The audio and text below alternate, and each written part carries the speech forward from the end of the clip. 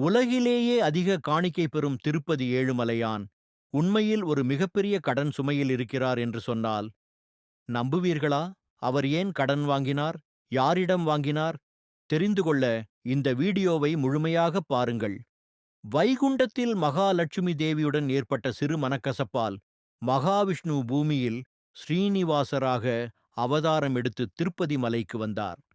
அங்கு அவர் ஆகாசராஜனின் மகளான பத்மாவதி தேவியை பார்த்தார்.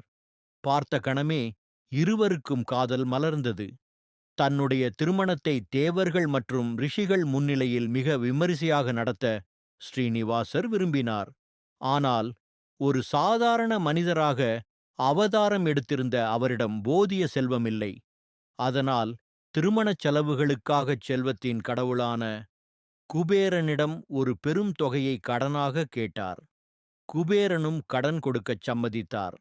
அப்போது ஒரு விசித்திரமான ஒப்பந்தம் போடப்பட்டது.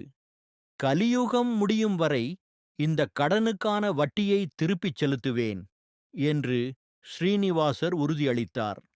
இதற்குச் சாட்சியாக பிரம்மா மற்றும் சிவபெருமான் கையெழுத்திட்டதாக கூறப்படுகிறது.